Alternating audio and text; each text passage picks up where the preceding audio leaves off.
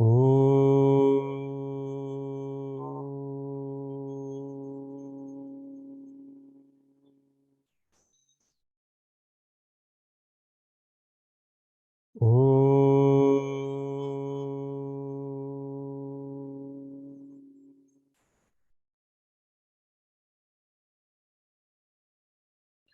ॐ सहना भवतु सहनौ भुनक्तु सह वीर्यं करवावहै तेजस्विनावधीतमस्तु मा विद्विषावहै। ॐ शान्ति शान्ति शान्तिः। सदाशिवसमारम्भां शङ्कराचार्यमध्यमाम् अस्मदाचार्यपर्यन्तां वन्दे गुरुपरम्पराम्। रामो राजमणिः सदा विजयते रामं रमेशं भजे। रामेणाभिहता निशाचरचमू रामाय तस्मै नमः। रामान्नास्ति परायणं परतरं रामस्य दासोऽस्म्यहम्। रामे चित्तलयः सदा भवतु मे भो राम मामुद्धर।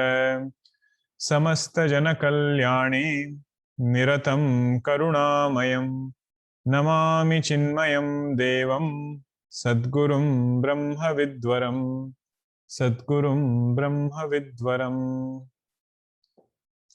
हरि ओम। According to Advaita Vedanta, the fundamental error that we commit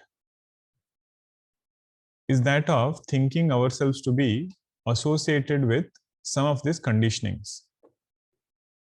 The first conditioning is this sense of individuality, which is called as ahankara. Then comes mind, sense organs, body, and the world outside. This is where Tattva Bodha, what we are discussing, will be helpful about creation process. But all these things have come later. There was an entity which was there even when these things were not manifest. That Brahma, I am. This is the main teaching of Advaita Vedanta. And when we say associated with conditioning, that is the signature of being a jiva. Jiva means what? Jiva means Chaitanya associated with, or thinking itself to be associated with, a conditioning. That is what we call as jivatva. And there are different emotions that this sadhaka goes through as a jiva. There are emotions of joy. It belongs to jivatva only. Emotion of anger, that also belongs to jivatva. But one of the emotion which bothers this sadhaka a lot is the emotion of fear. And that fear has again come about because of whatever reason. Sometimes we understand the reason of fear to be something immediate, something external to us. And it's a very valid, way to begin with, thinking in that way. But our question as sadhaka should be, how can I overcome that fear? So this point we had seen earlier also. Naham jivav paratmeti jnataschet nirbhayo bhavet. The final solution is Advaita Vedanta solution. But there are intermediate steps. If a sadhaka can develop conviction in dharma meaning, if I have lived a good life, my Bhagwan is here to take care of me. If I have done the right actions, I don't have to be afraid of what is going to happen to me in terms of result of that action. So even this understanding, verifying or testing this philosophy, this particular Shraddha in Dharma, Bhagavan says you try it out and see whether it works or not.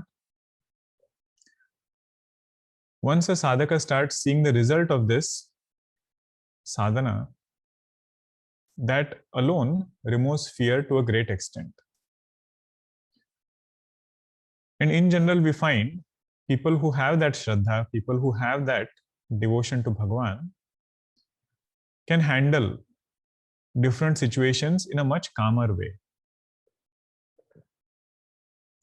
So that is the first step. I'm not elaborating too much on that topic because it's already been discussed before.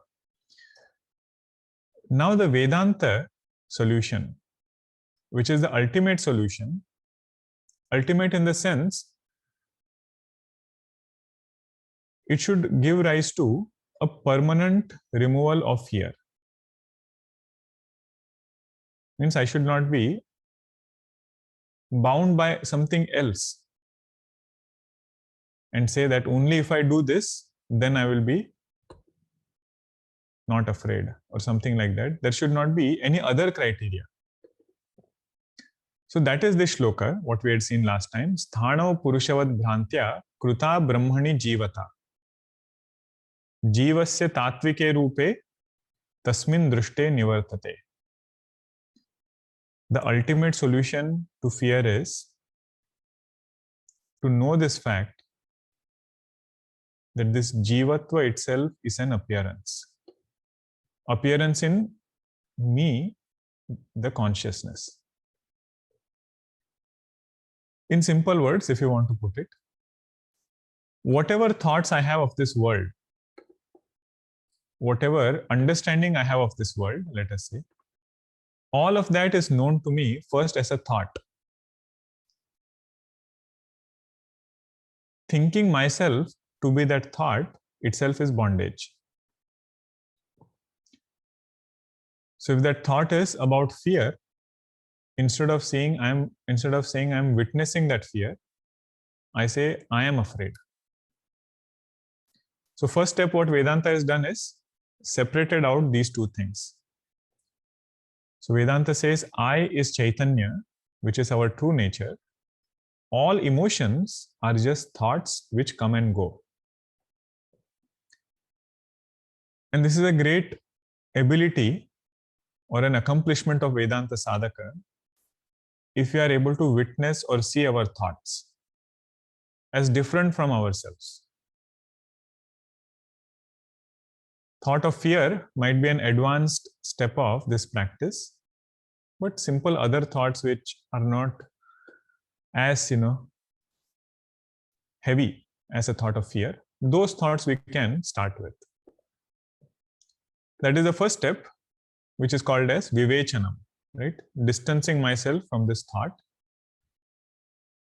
And the second step is pravilapanam. Both that also we had seen. Means dissolving this thought into consciousness now. How do I dissolve it? Not by doing anything, but just by knowing that there is no thought which is independently existing. It is rising in me, Chaitanya, being sustained in me, in that consciousness, and then it will dissolve back in me. But something that is rising from consciousness cannot actually modify. It is only an appearance. The Sanskritam word is vivarta. So this portion, a sincere Vedanta sadhaka should digest very well, or we should put forth effort to digest this very well. Before saying Jagat is mithya, we should get thorough conviction that this individuality or thoughts, which are signature of individuality, those thoughts are an appearance. And then more we have done our previous sadhana of Shraddha, Bhakti, and devotion to Bhagavan, this portion will become easier because the type of thoughts I have to deal with are not very bothering. Because sadhana has already taken care of bothering thoughts. Like how we saw yesterday, mala, vikshepa, and avarana. So mala and vikshepa will not go away by studying Vedanta. Even if it goes away, it will be like several years, but that will be again because of the process of study. Means you will get up early, will sit down in one place, and so on. Because of that practice, mala vikshepa might go down. But the best antidote for removing mala vikshepa is sadhana. And ajnanam will not go away just by doing other sadhanas. Ajnanam will go away by doing this vichara about adhisthana. Adhisthana means substratum. So when that happens, when knowledge of substratum takes place, the fear which is rising because of the superimposed, that should go away. So this is that beautiful verse, Sthano Purushavad Bhrantya Kruta Brahmani Jivata. Jivatva is my major first problem, because of which I have all other emotions. So addressing that, one should live in this world. Now, last verse in the topic of result of knowledge, right? Where did it start? Result of knowledge started from 40th verse, you can say, and all the way until 46th verse. All of it is result of knowledge. Now, this is, somebody is asking, how long will it take? How long will it take for me to gain this knowledge and abide in this knowledge? So that is answered in this verse. Very nice analogy is given. Tattvaswarupanubhavat, tattvaswarupanubhavat, utpannam jnanamanjasa, utpannam jnanamanjasa, aham mameti cha jnanam, aham mameti cha jnanam, badhate digbhamadivate, badhate digbhamadivate, tattvaswarupanubhavat, utpannam jnanamanjasa, aham mameti cha jnanam, badhate digbhamadivate. How long will it take? Bhagwan immediately gives answer. Utpannam jnanam anjasa. Not very long. It will happen very quickly. It all depends upon how badly we want this knowledge, how sincerely we are seeking this, or in other words, how sincerely or how honestly we have seen defects in this world. It will be proportional. Unless I see anything wrong with my current way of living, unless I see any shortcoming in this world that I am, my desire for moksha will not even arise. That is why when we closely pay attention, right, to different facets of life, then our intensity for moksha increases. And for us to help, there are several texts. My favorite one is Bhaja Govindam. Of course, Bhagwan says in different places, Bhagavad Gita also, Ramayana also it comes. But most precise emphasis on defects or shortcomings, dosha darshanam, is Bhaja Govindam. So how long will it take for somebody who has that desire? This is not too long. Utpannam jnanam anjasa.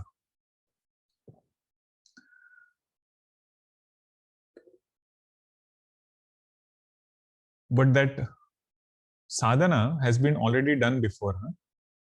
Means we should not have wrong expectation also.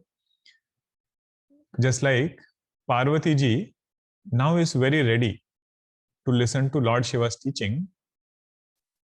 So if she asks, how long will it take? Lord Shiva will say, not too long. Just listen to this teaching, knowledge will take place. But for an unprepared mind, it is that the main thing we need to do is examine this world and develop this ability to single-pointedly think about Vedanta. So then this thing will be true. Jnanam anjasa utpannam bhavati.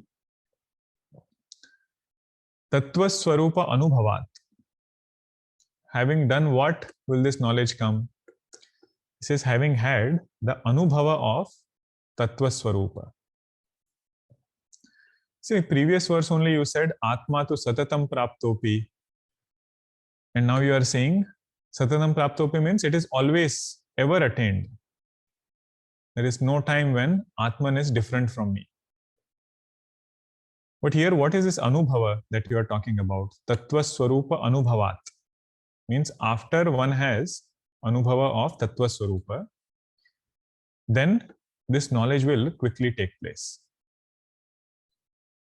So that word anubhava is made up of two parts, right? Anu and bhavati, which becomes bhava. So anu is the first portion and bhava is the second portion. Anu means after. After something is called as anu. And bhava means to be, or that which happens after is called as anubhava. Right? Anu is the first part and bhava is the second. So you wonder what is after what? Is this anubhava happening? It says after praman vyapara. Means after having heard the teaching of Vedanta thoroughly, having understood that I am that tattva whose swarupa is Satchidananda. It says after this Shravanam, that knowledge which arises, that itself is called as Anubhava. Right? After Praman Vyapara, what arises, that alone is called as Anubhava. Means it is not Anubhava of something else. So Anu will go with Praman Vyapara, and then Bhava is of that Atman which is ever experienced. Tattva Swarupa Anubhavat Utpannam Jnanam Anjasa. What is the result of this knowledge? Aham mama iti cha ajnanam badhate. We should not have erroneous expectation out of this knowledge. The first thing it will do is, it will take away this notion of aham and mama, this finite aham which is there, conditioned, limited entity with all those emotions. That badha will happen. Badha means it will get falsified. Perception might be there, but I won't give reality to this perception. That is all. We should not expect abhana of aham. Abhana means what? Non-perception. This is Vedantic Shruti. There are different gharanas, right? So this is Vedanta gharana. How does Vedanta explain or give us the vision of truth? By negating the sense of finitude. And following that finitude, result of it was mamatva. So much of attachment I had in this world, that was a byproduct of this individuality. Both of them will be taken away. This is what we call as realization.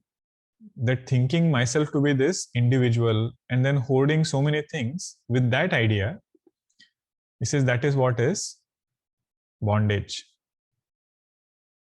One of our Swamiji, somebody asked him, "Are you realized?" He said, "Yes."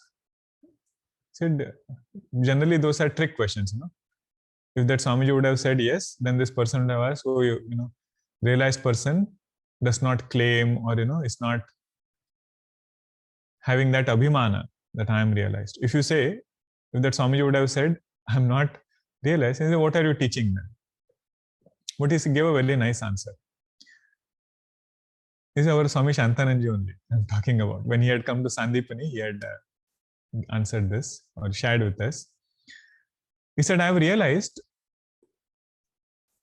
water, and Swamiji out of his humility says this, we should not take it directly. He said, I have realized what a fool I was. Means thinking myself to be this finite. He says, that is the realization that comes. What I was thinking for so long, he said, that realization I have now. It is a very nice way to look at it. And this is also a realization that what am I thinking about myself? Aham mama iti cha ajnanam badhate. That badha will happen with this knowledge that I am not a limited being. I am the substratum in which this finitude is appearing. Now, there are so many things in my life, right? So many things I have mamatva towards and so on. So will I have to individually work with each one of it? You say no. You know the truth once, everything, ignorance about everything will go away simultaneously. Can you give an example where knowing one thing, ignorance about other things go away? Very subtle example is given. Badhate dig brahmadivat. Dig brahma means delusion about which direction is this. Sometimes when people do namaskara also, they want to look at the direction, right? So then this shloka should come. Dig brahma it is. That you don't know which direction is east and so on. But if you know one direction, you don't have to separately know other directions. So you know which is east, you will know the other three. So in the same way, if ignorance about my finitude is gone away, then ignorance about everything in this world goes away. Because all of that ignorance about anything is rooted first in this aham. Only when pramata is there, finite individual is there, we can establish prameya, which is an object of knowledge. And the process of perception, the prama which is happening, even that is dependent upon this pramata. I hope these words all of you are familiar with. Pramata is individual, prameya is object, and prama is the process of that knowledge happening. So if my ignorance about pramata is gone first, then automatically ignorance about this world and this perception, all of that is gone simultaneously. That is why Raman Maharshiji's approach is very precise. He says, don't start directly with the world, don't start with all other discussions. Question this ahankara to begin with. Ahankara means this person, whose name I have to put my name, all of you have to put your name. So question there,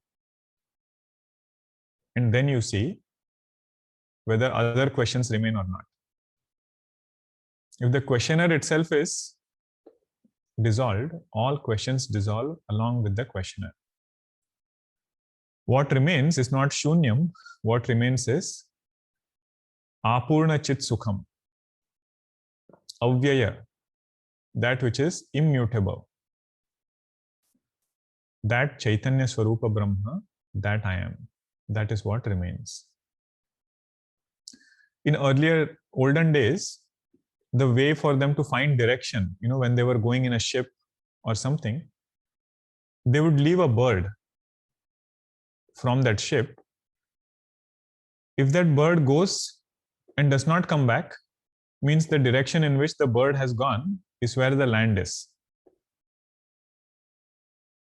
And if it comes back, that means we are still far off. We have to keep going further. So in our life also, what is that bird? It says it is this Shruti mantras. Means once some direction has been given in our life, then it is our responsibility to start thinking in that direction. And Bhagwan Shankaracharya ji says, those who are able to do this are indeed very blessed. And the only thing which is worth knowing in this world, he says, is that which is told to us by Upanishads. And what is the litmus test of this knowledge? He says, once we get that direction, our running around in the world should go down. Sense organ should become quietened because it has another inspiring goal to go towards. Tad jnanam prashamakaram yadindriyana tad jneyam yad upanishatsu nishchitarthaha te dhanya bhuvi paramartha nishchiteha. He says they are blessed who even in their vyavahara, iha means vyavahara, in that also they have paramartha jnanam. Knowledge of this absolute truth is shining. They are indeed blessed. What about others? He says they are just going around in any direction. Sheshastu brahmanilaye paribhramantaha. He says this samsara is like a maze. Different goals come in our life and we start going in that direction. It might be an intermediate goal, but it cannot be our absolute goal. No situation, no position should be or can be our final goal. So direction we should get and then head in that right direction. Now 47th verse until 53rd verse is about how a jnani sees the world. Meaning, what is the vision of a Jivan Mukta? What happens after knowledge? How do they live in this world, interacting in this world? So for us as sadhakas, it becomes a milestone. The right milestone, right metric for us to measure whether we are progressing in the right direction. Otherwise, if you say that long hair or a long beard is an indication of knowledge, indication of liberation, or seeing some light is an indication of liberation. So this sadhaka is a sincere sadhaka. They will take that as a metric and try all sorts of things. So whenever Jivan Mukti portion we hear, right, either in this text or in Vivek Chudamani, whichever text we might have studied, that is the main purpose. Purpose is to give us a right metric, and that metric which is in line with our Upanishadic Siddhanta. So we can tune ourselves to it. So 47th and 48th verse we will chant together. Samyak vijnanavan yogi, Samyak vijnanavan yogi, Swatmanyevakhilam jagate, Swatmanyevakhilam jagate, Ekam cha sarvamatmanam, Ekam cha sarvamatmanam, Ikshate jnana chakshusha, Ikshate jnana chakshusha, Atmaivedam jagat sarvam, Atmaivedam jagat sarvam, Atmano nyanna vidyate, Atmano nyanna vidyate, Mrudo yadvad ghatadini, Mrudo yadvad ghatadini, Swatmanam sarvamikshate, स्वात्मानं सर्वमीक्षते सम्यग् विज्ञानवान् योगी स्वात्मन्येवाखिलं जगत् एकं च सर्वमात्मानम् ईक्षते ज्ञानचक्षुषा आत्मैवेदं जगत् सर्वम् आत्मनोऽन्यन्न विद्यते मृदो यद्वद्घटादीनि स्वात्मानं सर्वमीक्षते. You see that word, samyak vijnanavan. Not only jnanam, but vijnanam. Not only vijnanam, but samyak vijnanam. Means Bhagavan really wants to make sure that we have understood what is the depth of this knowledge. Because whenever we study Vedanta, even with Tattva Bodha, it feels like, oh, I know most of Vedanta now, or all of it. Because terms are same, Panchakosha will keep coming back again and again. And Brahma Satyam Jagan Mithya, that phrase also will keep coming over and over again. But Vijnanam is the internalizing of that teaching. Means this Jnani is able to actually see himself as unconditioned. Means that knowledge is very well taken root. Okay, that is Vijnanam. And this Jagat also never mixes up with Nama Rupa. While seeing Nama Rupa, having this clear knowledge that it is nothing but Chaitanya. Means Mananam has been thoroughly done. That is this Vijnanam portion. Many times in Gurudev's lectures also, we will hear this statement where Gurudev says, listening alone, will not do the job. And we should not stop there. We should see what Gurudev is saying after. He says, think, meditate. He says, in the white heat of meditation, this ignorance will be burnt away. So that is this Samyak Vijnanam. Samyak means which is in line with Upanishad, which is very thorough knowledge. And that which has been very well thought about and assimilated. That is this person, Samyak Vijnanavan Yogi. Now what does he see? He sees this entire creation not in Chaitanya. He sees this entire creation in himself. And his understanding of himself is Chaitanya. Because even Chaitanya sometimes looks like something else. Swatmani eva akhilam jagat ikshate. Ikshate is coming later. That is the verb. So he sees this entire creation in himself.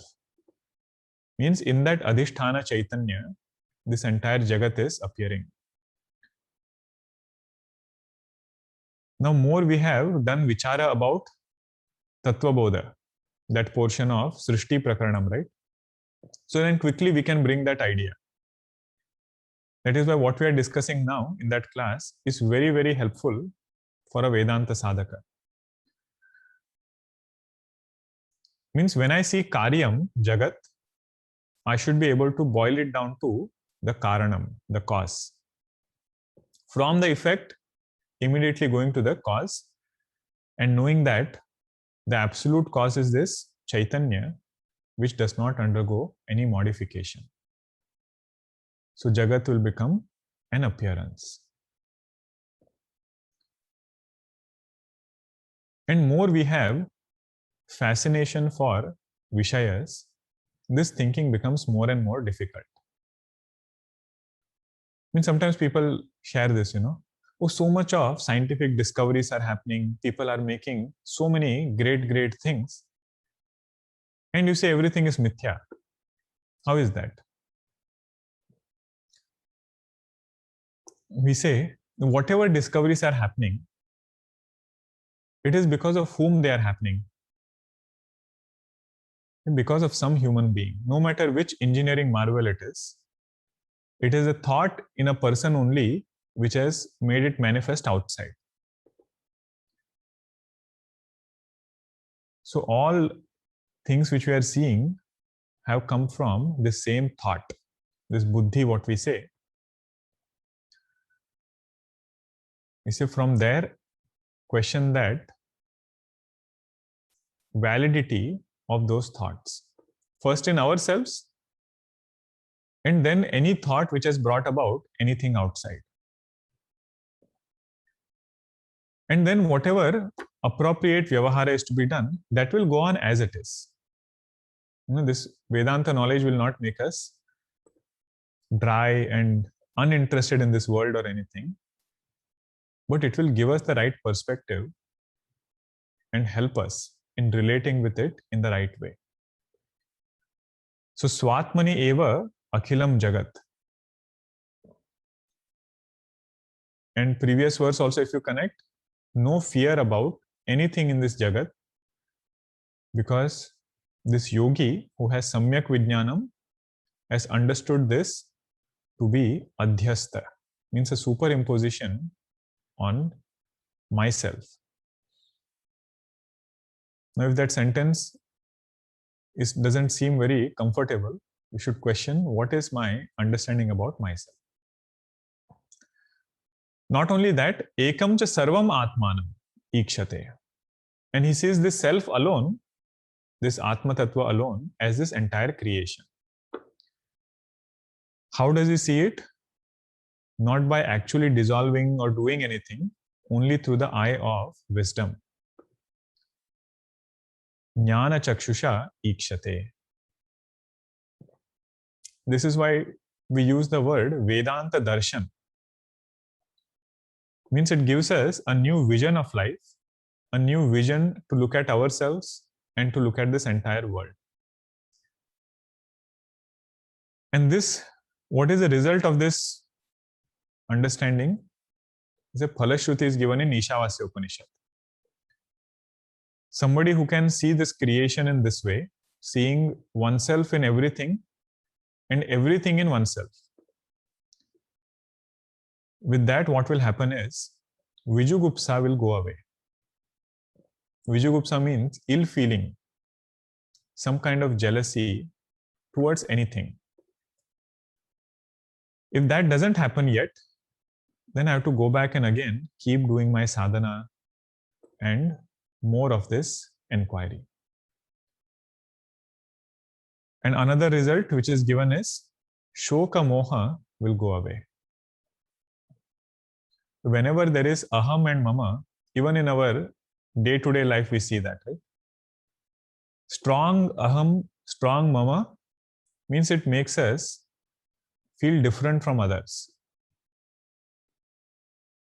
It could be very small, mundane things also. Our Swamiji used to give an example when we were studying. He said, you sit in that one place for 2 years, you will get attached to that place. Same place you sit on the same asan. You say, that is my asan and this is my place. Neither did I contribute anything to build that place. It belongs to somebody else. All that I've done is just sat there for some time. He says that can create mamatva. So then we remember Kabir Das ji, He says, when we came into this world, we did not bring anything. And our exit also is going to be the same way. But while we are here, maybe not hold on to things too much. What we should hold on to is this knowledge and understand that I am that Ananda Swarupa which I cannot let go of. Somebody's Swarupa cannot be given away. Right? Just like sugar cannot let go its sweetness, I cannot let go of my Ananda Swarupa. But this aham and mama, is stopping me, from getting this ananda. And even in our vyavahara, this knowledge will bring lot of joy at mind level also. Means seeing oneself in others or in this entire creation will give lot of joy. Sometimes we have some skill, right? It could be speaking, singing, whatever that skill is. And this aham and mama makes us feel that I should do it. But for a sadhaka, if you apply the same knowledge, what we have just seen in this verse, anybody doing that speaking, anybody doing that singing, this sadhaka says, it is me only doing it. With very clear knowledge, knowing that this is one upadhi, that is another upadhi, but I alone am expressing through that upadhi. So this is another level of Vedantic understanding. This is how our Mahatmas live. You never see them incomplete about anything, right? If they are given mana, that is also okay. If mana does not come, that is also okay. That is their way of looking at this world. Means feeling happy when somebody else is growing. Goswamiji gave this example in Ramayana. He said we should be like ocean, who grows when he looks at the moon. But most often, he says people are like river. Means they grow when they get something. River swells up when it gets water. He says ocean swells up when it sees the moon. In that Khala Vandana portion, that example had come. These are all, implied aspects of Vedanta knowledge, and more we should think to establish these things for ourselves. Next verse also has the similar thought. Atma eva idam jagat sarvam, atmano anyat na vidyate. This consciousness alone is appearing as this entire creation. There is nothing which is different from this consciousness. Just like if you have clay, and from that clay you make several pots and pans and different materials. He says there is nothing in those pots other than the clay, because it is upadana karanam, material cause. So material cause of this entire creation, go back to 5 elements, go back to Maya, and then to Chaitanya. So Chaitanya is the material cause. Mrudo yadvad ghatadini swa atmanam sarvam ikshate. He sees this entire creation in himself. Now we should include everything in this creation, starting from a small ant to whichever greatest upadhi we can see. Ya Brahmadi Pipilika. Starting from Brahmaji all the way until a small ant, all of them are my forms only. What would the clay say to the pot and pan and everything? It is, you all are me only. And if they have some conflict, clay will just remain quiet. You say, what are they fighting about? They don't even have their own existence, and they want to prove something else.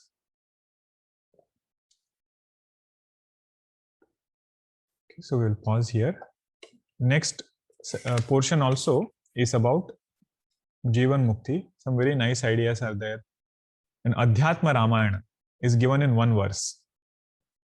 What Swamiji mentioned also, Swami Swarupananji during the lectures. Inner Ramayana, that is also the verse which is going to come up. So as I had mentioned yesterday, we will continue with our Atma Bodha class, even after we pause for summer break in other classes. Means next week we will have Atma Bodha and Tattva Bodha class. These two classes will continue. All other classes we will pause for summer. And my goal is that if we can complete this text, then we can take something different when we meet after summer. Because we'll keep it Vedantic only. Morning class, our frame of mind is also good, that we can reflect upon some more subtler text. What it is, that I will inform later.